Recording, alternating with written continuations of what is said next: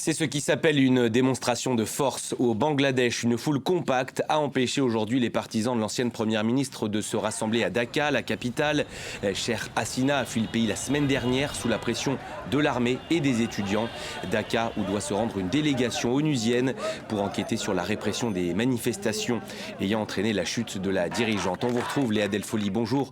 Vous êtes notre envoyée spéciale au Bangladesh et vous étiez dans la foule aujourd'hui et vous avez été quelque peu molesté. Léa, racontez-nous.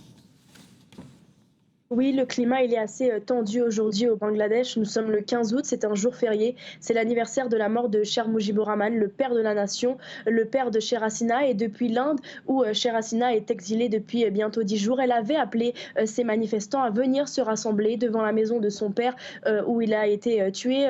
Sheikh Hasina, elle avait créé une forme de culte de la personnalité autour de son père et sa maison, elle avait été brûlée. Elle avait en tout cas appelé les manifestants à venir devant cette maison pour déposer des bougies, pour prier. Mais ce matin, une foule de centaines d'hommes était venue très tôt et c'était des partisans du BNP, le parti nationaliste du Bangladesh, le principal parti d'opposition à Sheikh Hasina, et le parti de Jamaat el-Islami, c'est un parti islamiste politique, et ils empêchaient tout homme de se rassembler devant la maison de Cheikh Mujibur Rahman. Ils les ont fouillés, interrogés et surtout frappés lorsqu'ils étaient du camp de Sheikh Hasina, et ils ont fait surtout savoir que tous les manifestants qui portaient du noir, signe de deuil, seront frappés. C'est d'ailleurs ce qu'ils ont fait ce matin. Nous aussi, journalistes, lorsque nous nous sommes rendus sur le terrain et que nous avons vu qu'un homme était molesté, frappé, nous sommes directement sortis de la voiture avec notre caméra et notre micro pour filmer, voir ce qui se passait. Nous avons tout de suite été agressés. Ils nous ont exigé de retourner dans notre voiture. Notre voiture également a été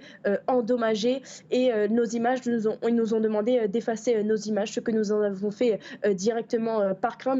Nous sommes très rapidement partis, et surtout les craintes de la soirée, c'est que des centaines de postes de police ont été vandalisés et des armes récupérées. Il y aurait eu seulement 300 armes retrouvées par le nouveau gouvernement actuel de transition, et donc on craint ce soir que ces armes soient utilisées dans les manifestations qui continuent dans les rues de Dhaka. Alors, il y a eu des grandes manifestations aujourd'hui et la situation était tendue parce que pour les manifestants anti-Hasina, il faut faire oublier le parti de la Ligue Awami, de l'ancienne première ministre. Ils ne veulent plus que ce parti ait une voix dans le pays. Des centaines d'étudiants ont d'ailleurs demandé à ce que ce parti soit considéré comme une organisation terroriste après les 4 semaines de manifestations où il y a eu plus de 450 morts au Bangladesh. Voilà donc pour l'ambiance sur place. L'ancienne première ministre, Léa, qui pourrait être inquiétée par la justice.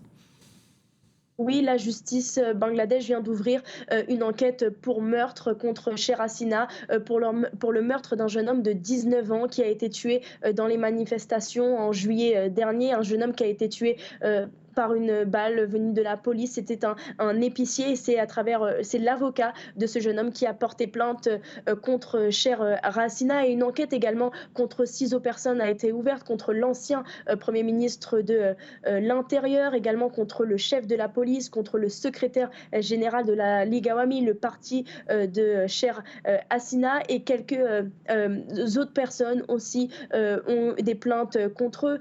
Et alors qu'on pensait que Sheikh Hasina était silencieuse, alors qu'on pensait qu'elle n'allait pas revenir sur le devant de la scène, et bien très rapidement, elle a écrit un communiqué, elle a contre-attaqué et elle a demandé, elle à son tour aussi, une enquête contre les manifestants qui ont endommagé, qui ont vandalisé la capitale Dhaka. Les étudiants également qui ont demandé à ce que la première ministre Sheikh Hasina soit jugée pour génocide et pour crimes contre l'humanité dans un tribunal international. Merci pour toutes ces informations, Léa. Merci beaucoup à vous.